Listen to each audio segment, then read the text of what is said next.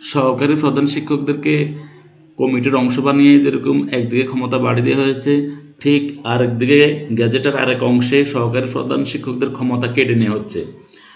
তাদেরকে একটি গ্যাজেটের মাধ্যমে সহকারী প্রধান শিক্ষকদেরকে কোণঠাসা করা হচ্ছে। আমরা আপনাদেরকে এই ভিডিওতে দেখাবো, সবাই আমার সাথে যুক্ত থাকুন। আমরা জানি 25 এপ্রিল 2024 তারিখে মাধ্যমিক ও উচ্চশিক্ষা অধিদপ্তর বেসরকারি এমপিও শিক্ষা প্রতিষ্ঠানের ম্যানেজিং কমিটি শিক্ষা ব্যবস্থার জন্য একটি গ্যাজেট প্রকাশ করেছে, যেখানে সংযোজিত এবং সংশোধিত কিছু বিষয় আছে। তো সংযোজিত বিষয়ের মধ্যে আমরা ইতিমধ্যে আপনাদেরকে একটা ভিডিওর মাধ্যমে দেখিয়েছি। সেখানে সহকারী প্রধান শিক্ষকদেরকে যেমন এখানে একটা বিষয় আছে, ম্যানেজিং কমিটি গঠিত হইবার পরবর্তী 1 মাসের মধ্যে সহকারী প্রধান শিক্ষক বা প্রযোজ্য ক্ষেত্রের উপাধ্যক্ষকে আহ্বান করিয়া 3 জন সদস্য সমন্বয়ে একটি অর্থ উপকমিটি গঠন করতে হবে। এটা হচ্ছে সুখবর যে সহকারী প্রধান শিক্ষকের আহ্বায়কে 3 সদস্য বিশিষ্ট একটি কমিটি অর্থ উপকমিটি গঠন হবে, যেখানে বোঝা যাচ্ছে যে সহকারী প্রধান শিক্ষকও কিন্তু কমিটির একটা অংশের মতো কাজ করতেছে। কিন্তু আরেকটা গ্যাজেটে সহকারী প্রধান শিক্ষকের ক্ষমতা কেড়ে নেওয়া হচ্ছে।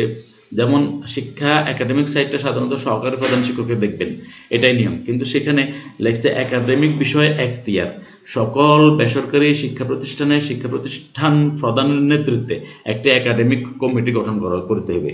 সকল বেসরকারি শিক্ষা প্রতিষ্ঠান প্রধানের নেতৃত্বে একটি একাডেমিক কমিটি গঠন করতে হবে, যেটা আগের ম্যানুয়ালে ছিল না, আগের গ্যাজেটে ছিল না, এটা নতুন করে সংযোজন হয়েছে।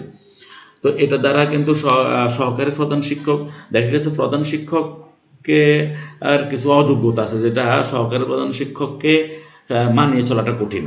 হ্যাঁ, তো এই ক্ষেত্রে কিন্তু যদি প্রধান শিক্ষক যদি বিজ্ঞ হয়, বিচক্ষণ হয়, দক্ষতা সম্পন্ন হয়, তাহলে তো কোনো কথা নেই। কিন্তু যদি অদক্ষ হয়, অযোগ্য হয়, তাহলে সেটা কিন্তু নেতিবাচক একটা প্রভাব পড়বে।